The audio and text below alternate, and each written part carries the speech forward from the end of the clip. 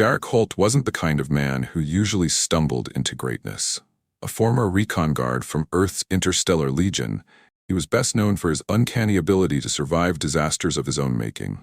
After crash landing on Cytherion 7 with only half a ration bar and a busted translator, Jarek had one goal: find food, avoid conflict, and maybe trade his way off-world.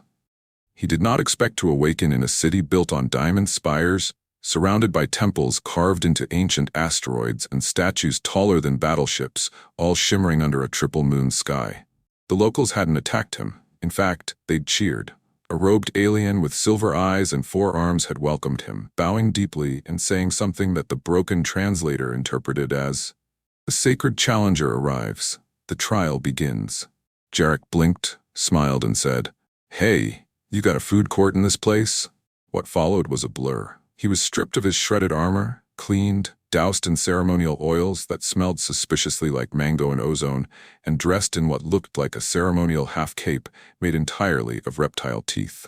The translator kept repeating nonsense: "All glory to the unforeseen union, and prepare your soul to ignite." Jarek had no idea that the arena into which he was marched, lined with torches, golden banners, and roaring crowds, was the final stage of the Galactic courtship gauntlet, a sacred marriage tournament held once every 13 solar cycles.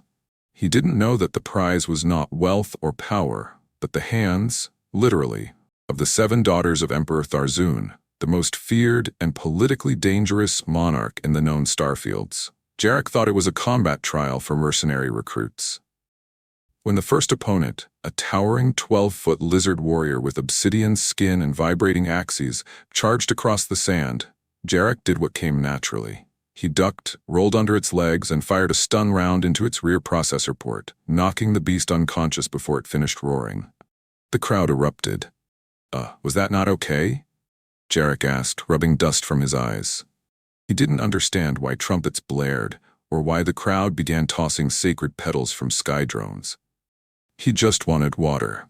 3 more challengers came, each more decorated and dangerous than the last. A gravity walker from the antimatter belt, a twin-bladed pheromone assassin, and an insectoid general who fought with telekinetic claws. Jarek disarmed the first by shoving a rock into its gravity belt, headbutted the second by mistake while ducking a kiss, and beat the third only by tripping over a ceremonial urn and tumbling into the creature's eye. After the 5th battle, a priestess handed him a golden sash. He tried to give it back. "I'm not really a sash guy," she smiled and bowed. "Then wear it proudly, son-in-law-elect."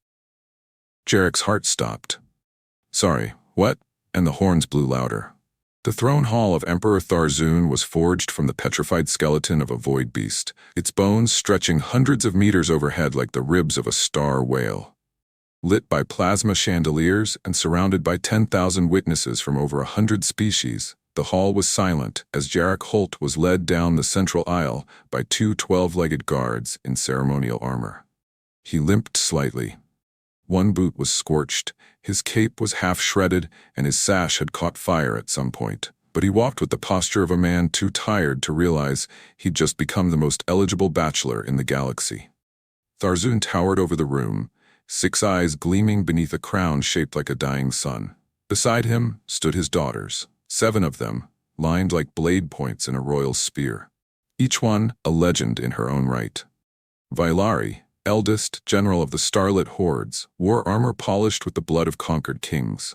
Her jaw was sharp, her gaze sharper, and her hands rested on twin blades that hummed with power. Beside her stood Zalreth, the strategist, draped in layered scrolls of living data that moved with her thoughts. Then came Mirren, cloaked in shadow steel, master of assassins. Izari followed, delicate in movement but known for single-handedly dismantling an entire planetary blockade using only nanodrones and mathematics. The last 3 stood closer together. Tina, youngest and most curious, was practically vibrating with excitement. Talessa, a cybernetic empath with glowing skin and unreadable eyes. And Alyssa, quiet but terrifying, who was rumored to have ended a planetary war by simply walking onto the battlefield. Jarek stood before them, blinking. His gaze swept from sister to sister, and his lips parted as if to speak. The Emperor rose. By the ancient decree of the Union trials and the will of the crowd, you, Jarek Holt of Terra, have bested all suitors and proven yourself worthy. You will marry my daughters and bind our worlds through blood and bone. Jarek blinked again. Okay. Wow. See, I didn't actually know that's what this was. I thought, this is gonna sound insane. I thought I was signing up for like a fitness challenge. You know, obstacle course stuff. A few nobles gasped. Tina burst out laughing. Valari crossed her arms. He thought it was a training exercise? Father, is this a joke? Tharzun's voice thundered. He won. The law is the law. Jarek turned to the 7 daughters, all of whom were now staring at him as if he were either prey or prophecy. I mean, look, you're all clearly amazing and terrifying and glowing in ways I don't understand. But maybe we talk first? Maybe dinner? Isari stepped forward. He's not kneeling, she noted with mild interest. Valari rolled her eyes. Valessa said, his mind is loud but not dishonest. Tina beamed. I like him. And the Emperor, with a sigh that shook the pillars, declared, then so it begins. Jarek muttered, I really just wanted a sandwich, and the throne room erupted into celebration. They didn't kill him immediately, which Jarek counted as progress. Still dressed in his half-burned ceremonial cape and limping from a knee strike he accidentally blocked with his face, he was escorted by 2 hover guards to a suite that was larger than any structure he'd ever slept in. The ceilings were vaulted with carved glass that shimmered in constellations of shifting star maps, and a fountain in the middle of the room sprayed water upward in rhythmic pulses to mimic a Terran heartbeat. On the wall, a golden plaque read in 8 languages, the Groom's quarters. Jarek stared at it, then sighed, slumped into a chair that hummed pleasantly beneath him, and said aloud, you'd think marrying into an empire would come with fewer near-death experiences. He had barely closed his eyes when the wall opened and Valari entered without knocking. She moved like a blade given breath, sharp, silent, and unforgiving. Her gaze swept the room once, then landed on him like a predator deciding whether to feed. You're breathing, she said flatly. That surprises me. You'll find I'm full of surprises, Jarek replied, not bothering to stand. Also bruises. She stepped closer, her armor whispering as it flexed. You think this is a joke? I think I woke up on a mining moon 3 days ago, and now I'm somehow betrothed to 7 terrifyingly beautiful war daughters, so yeah, I'm treating it like a joke. It's that or cry. Her eyes narrowed. If you humiliate this family, I will end you. He met her gaze, tired but unflinching. And if I don't humiliate it? She hesitated. Jarek smirked. Didn't think that far, huh? She turned and left without another word, the door hissing shut behind her. Moments later, Tina crawled out of the ceiling vent and landed beside him with a grin. That went great. She didn't even punch you. Jarek flinched. Please tell me you're not all going to assassinate me in alphabetical order. No, but Miran did try to poison your tea earlier. I swapped it with syrup. You're welcome. He blinked. You what? She shrugged. Sisterly sabotage, it's how we bond. Don't worry, they'll warm up eventually. Probably. Maybe. Sort of. I'm starting to think I'm not the prize here, he muttered. She laughed and kicked her legs onto his lap like she owned the universe. You're not. You're the test. Outside, fireworks erupted in the night sky, the Empire's way of announcing that the marriage ceremony preparations had officially begun. Inside, Jarek sat beside a half-crazy alien princess on a singing couch, sipping syrup tea, trying to process that his life now depended on surviving royal romance, or at least not getting poisoned twice. The second day of Jarek's wedding week began when he was nearly incinerated by a breakfast tray launched from an orbital drone. It crash-landed beside his bed with a whirring of steam and a royal jingle that sounded suspiciously like a war chant. The tray's contents, charred meat, spiced bread, and a glowing blue pudding, began to smoke. Jarek blinked blearily and reached for the nearest edible-looking item, only to be interrupted by Alyssa stepping out of the shadows with the silence of a trained ghost. You were supposed to catch it mid-air, she said. I was asleep, Jarek muttered. I didn't know meals came with instructions and explosive velocity. It's part of the 3rd bonding trial, she added, folding her arms. Reflex, reaction, readiness. It's how we measure a suitor's survival instincts. He chewed the meat slowly. Is the pudding poison? 50-50, she said. He ate it anyway. She blinked. You're either brave or stupid. He smiled through a wince. Again, 50-50. Throughout the day, Jarek was introduced to customs that bordered on ancient ritual and absurdity. He was expected to undergo ceremonial dressings, each by a different sister. Zalreth's session involved 27 clasps and a sentient scarf that kept trying to strangle him if he sneezed. Isari's involved nanofibers and molecular heat sealing, which left his inner thighs tingling and permanently frightened of fabric.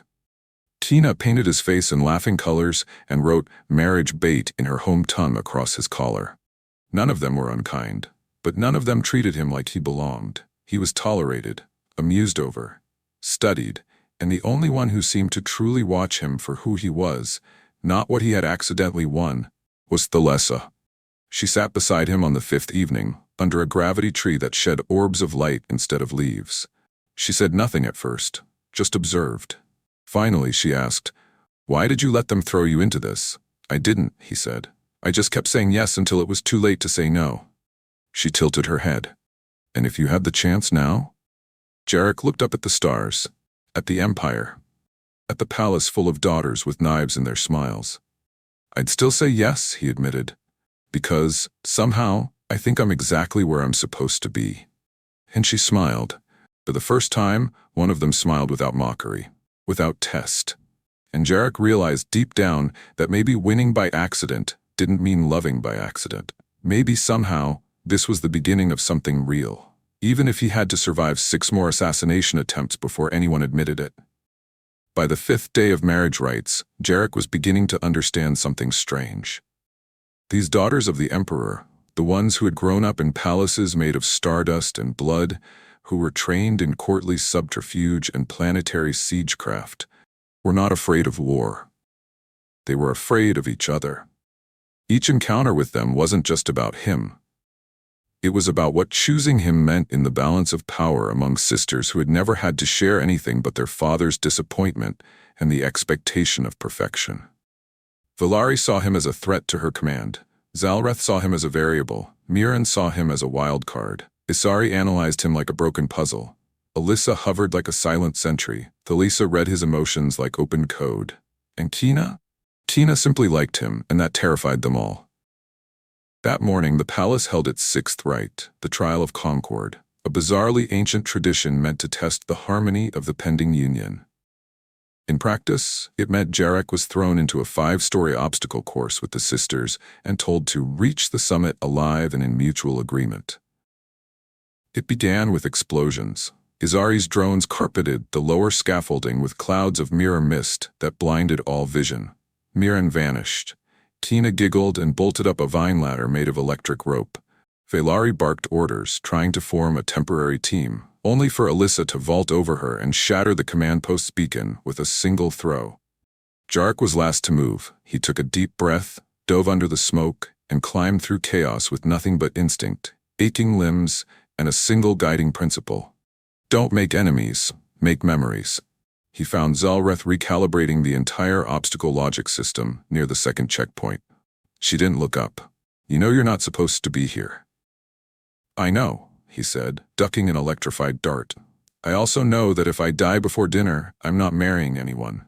She snorted. "You think this is about you?" "No," he replied honestly. "I think it's about who gets to feel safe when I choose them." She froze, then handed him a control key and said, "You'll need this to open the north gate. Don't tell the others." He didn't smile, he just nodded. "Thank you." By the time he reached the summit, only 3 sisters were there. Thalessa, Tina, and Alyssa. The others arrived minutes later, scraped, bruised, quiet. Jarek stood in the center of the final platform, covered in soot, panting, his hair singed at the ends. "We were told to work together," he said, "but no one told us why." The silence among the sisters was thick. He looked around. "Because this isn't a test of love. It's a test of trust." Then, without another word, he pulled the ceremonial sigil from his belt and split it into 7 pieces. He handed each of them one. "We can get to the end together, or we can keep trying to win something that was never meant to be a competition." They stared at him. Valari stepped forward, eyes unreadable. "You're a fool." He smiled wearily. "Maybe, but I'm your fool now." No one laughed, but none of them refused the sigil either. That evening, the Emperor summoned him in private. Tharzun sat beside a fire that flickered in holographic embers. "You do realize you've just broken 1,000 years of courtship structure," the Emperor muttered. "I break a lot of things," Jarek replied, "usually by accident." The Emperor studied him, ancient eyes heavy with memory. They were never taught to be chosen, only to compete. Jarek leaned forward. "Then maybe it's time they learned." The Emperor said nothing more. But when Jarek left, he felt, just for a second, that something in the old monarch had shifted.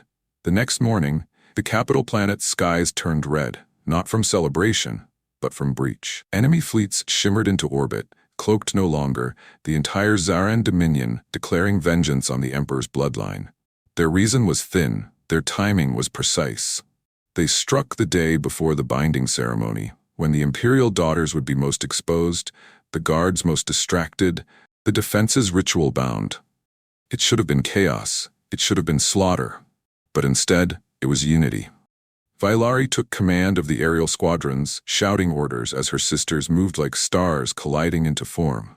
Miran disappeared into shadows, emerging minutes later with the head of the enemy fleet's ground coordinator.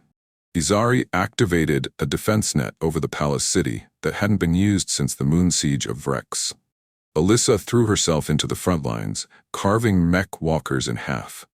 Tina rerouted children and civilians through secret tunnels she'd mapped while exploring for fun. Jarek stole a fighter. He couldn't fly it well, but he could distract. He buzzed enemy ships, dodging death, triggering failsafes, luring whole formations toward decoy fleets. Zalreth had coded into hard light. The sky was burning, but none of them fell. And when it was done, when the Dominion fleet limped away with its engines sparking and its pride in shreds, the Empire stood taller than before. No one declared victory, but it was clear who had won. That night, the daughters stood in a ring around Jarek as the fires burned low and the stars blinked back into peace. They wore armor instead of silk. He wore a singed cape and half a grin. "We never asked you to fight," Vailari said. "I never asked to be yours," he replied. And yet, there they stood, together. The ceremony began not with vows, but with weapons laid down. Each sister placed hers on the stone beside him. Swords, drones, data chips, knives, poisons, until only Thalessa remained. She stepped forward and placed nothing. "I give no blade," she said, "only truth." Then softly to him, "You are not our victory.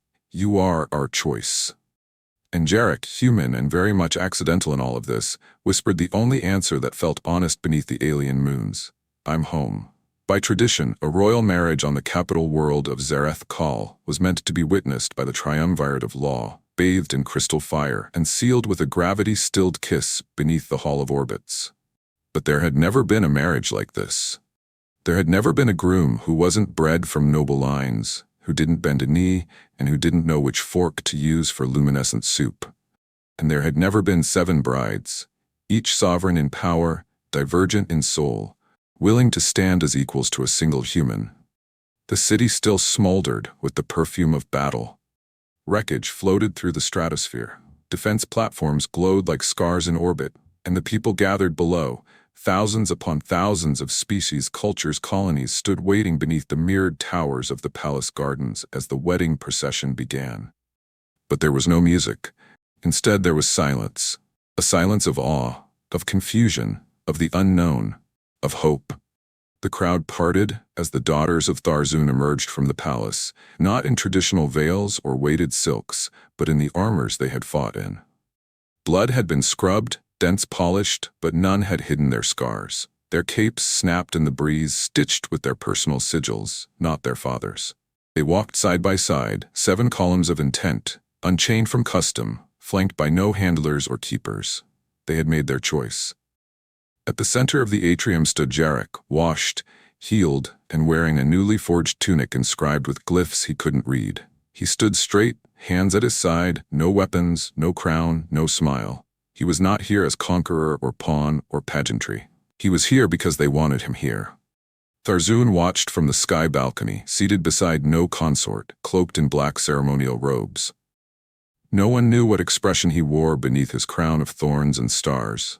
As each daughter approached, a drone lowered, capturing the moment and broadcasting it across the known galaxy. Vailari spoke first. I was taught to lead with silence, to kill without remorse, and to trust only in war. And yet, you taught me to speak when it mattered, to bleed for peace, and to trust someone who couldn't even spell alliance. She drew a line of gold across his shoulder with her armored finger. I vow to lead beside you, never above, never behind. Zalreth followed. I calculated 37 futures in which we failed, and only one where we endured. You were not in any of them. But you broke the equation and became something more constant than probability. She placed a crystal ring, more data storage than jewelry, on his wrist. I vow to believe in the variable. Mirren said nothing at all. She simply stepped forward, removed her final blade, and slid it into the stone beside him. That alone meant everything. Izari came next, pulling a shard of war steel from her belt and pressing it to his chest. You didn't win me with strength or science. You won me when you listened without trying to fix me. She locked her gaze with his. I vow to build something with you that cannot be hacked, broken, or corrupted. Tina giggled and threw her arms around him before anyone could stop her. I liked you the second you told the Emperor you just wanted lunch, she said into his neck. I vow to never let you forget how weird this all is, and to make you laugh until you cry at least once every solar rotation. Thalesa placed her hand on his chest and closed her eyes. You feel like a quiet planet I didn't know I needed, she said softly. I vow to keep reading you, even when your pages are torn. Alyssa stepped forward last. She reached behind her back and placed her twin hammers, gifts from their father, at his feet. You made me hesitate, she said, and I had never hesitated before. She pressed her forehead to his. I vow to keep choosing you, even when I don't understand why. The crowd said nothing. No trumpets, no declarations. But something shifted in that moment. Something changed. The Empire, scarred, proud, ancient, watched as its unbreakable daughters turned toward a man with no crown and no empire, and made him their home. The wedding banquet of Emperor Tharzun's daughters stretched for miles across the city's central spires. Floating tables drifted on anti-grav currents, each layered with dishes from every world represented under the imperial banner. Jellyfish wine glistened beside charred tundra meat, and fruit grown in artificial suns shimmered in crystal bowls. No two seats were the same, no two flavors familiar. Jarek sat in the center, still somehow in one piece, with one wife on each side and several arguing over whether or not he should try the glowing purple stew. Thalesa says it'll expand my tongue, he said. Valari says it'll grow it back stronger if it falls off. I'm not reassured. Tina leaned in. Just drink it. It'll probably be fine. Alyssa stabbed a floating shrimp with a skewer made of volcanic glass. That's what you said about the fire fruit, and he was coughing sparks for an hour. Across the table, Zalreth fed Mirren a piece of charred insect leg. Mirren accepted it like a queen, gracefully, efficiently, and without emotion. Darren only realized after the fact that the bite was dipped in a sedative meant for royal assassins. She didn't blink. I'm still alive? He said, glancing at the cup of wine before him. So I'm calling this a win. The Emperor stood and raised his glass, not for a toast, but to dismiss himself. I leave this mess in your hands, he said to a roar of laughter. As he disappeared into the airlift, Jarek stood slowly. The room fell quiet. He looked at them, at his wives, the warlords, the scholars, the Stormborn. He raised his glass. I didn't come here to be a hero, he said. I came here looking for food. Laughter again, but softer this time, warmer, and I found something worth starving for. They didn't cheer. They didn't need to. Because the Empire didn't just witness his vow. It felt it, and for the first time in 1,000 years, no one bowed to the throne. They bowed to the table, to the man who hadn't conquered anything, except 7 hearts. The honeymoon phase in most empires was a matter of ceremonial tours and staged hand-holding, holographic kisses, strategic declarations of unity. But there was nothing conventional about Jarek Holt's marriage to the daughters of Emperor Tharzun. It was not one wedding. It was 7 vows made in a galaxy watching through gritted teeth and awe-struck eyes. The war-born daughters of the imperial line were now bonded to a human who couldn't recite a single royal protocol and often forgot his boots when leaving the palace. And yet, he became the heartbeat of the court. Jarek never claimed a throne, but he walked the halls like someone who belonged. Not by birthright, but by choice. The staff stopped calling him the Terran. They called him Kusarkai, an old word from the royal tongue meaning the one who was not expected. Valari returned to her regiments with him at her side. Soldiers who once bowed to her with trembling fists now saluted him too, not because of politics, but because they'd seen him fight beside her in the skies above the palace when everything was burning. He never ordered. He never commanded. He simply showed up. Covered in soot, out of breath, one weapon in his hand, and another joke on his lips. Zalreth took him to the Imperial Nexus, where data worlds merged across systems. She thought he'd be lost in the logic. Instead, he walked between holograms of history with the curiosity of a boy in a library, asking questions no one had dared to ask in centuries. Why are we still following laws written in blood? What if tradition isn't wisdom, but habit? Mirren, quiet and feared, began training assassins in shadow disciplines that now included empathy. Not because she softened, but because Jarek once stopped her from executing a defector by asking, "What if this one just wants out like you did?" Asari built a school using leftover AI cores and hull fragments from enemy fleets. She named it the Forge of Misfits. The first lesson was taught by Jarek. It was titled, "Failure is a Tool. So is Forgiveness."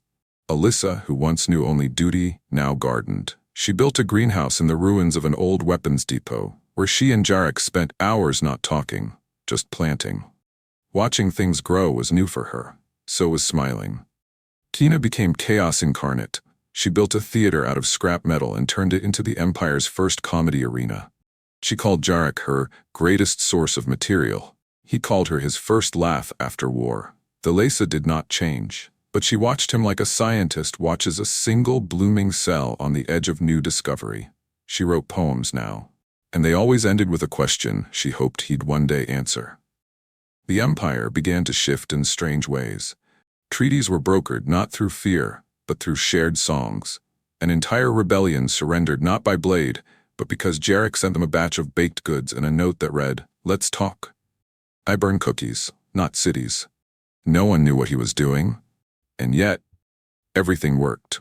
One night, the sisters sat with him on the eastern wall of the palace, where comets passed so close you could taste their ion trails on your tongue. Jarek leaned back, arms behind his head. "You all could have had anyone," he said softly. "Warriors, kings, perfect genetic specimens, and you chose me."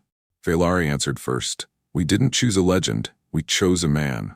Mirren added, "You didn't ask us to be less." Izari nodded. "You never treated us like trophies." Alyssa grunted. "You're annoying, but real." Tina grinned. "You're mine." Zalreth whispered, "You were the one thing I couldn't calculate." Thalesa just smiled. "You reminded us we're allowed to breathe." He looked at all of them, at everything he never expected, everything he never wanted until now. And he said, "I'm the lucky one." Above them, a new star was born. It was named after no dynasty, only love. Years passed, not in silence, not in sorrow, but in a symphony of lives lived loudly. The Empire changed, not because of conquest, but because of curiosity. New ambassadors came in peace, not fear. Families danced in streets once patrolled by warbots. Art flourished, memory softened. Jarek never ruled. He taught, he listened. He wrote a book titled How Not to Die in a Royal Marriage and Other Tips for Accidental Legends. It became a galactic bestseller. The sisters each carved new realms from the old, independent but united. They met often, not just as co-rulers, but as family. Jarek floated between them like gravity. He belonged to none of them completely. And yet, he was the glue. At his 100th birthday, now gray-bearded and slower in stride, he stood in the garden Alyssa planted on the site of the old arena. The Empire gathered around him. Tharzun was long gone, but the new world, their world, watched. He gave a single speech, simple and unprepared. "I didn't come here to save anyone," he said. "I just showed up. I stayed. I learned how to love in 7 different languages, in 7 different silences. You don't have to be great to be chosen. You just have to show up when it matters." Then he sat down beside his wives. No fireworks followed, only laughter. Children danced nearby, chasing floating lanterns made of recycled mech parts and paper written with prayers. And somewhere far above them, on a satellite carved in the shape of a question mark, the galaxy's official records finally updated. Under significant historical figures, it read, "Jarek Holt, the human mistake that saved an empire. and below it, 7 royal signatures, each one ending with the same word: forever.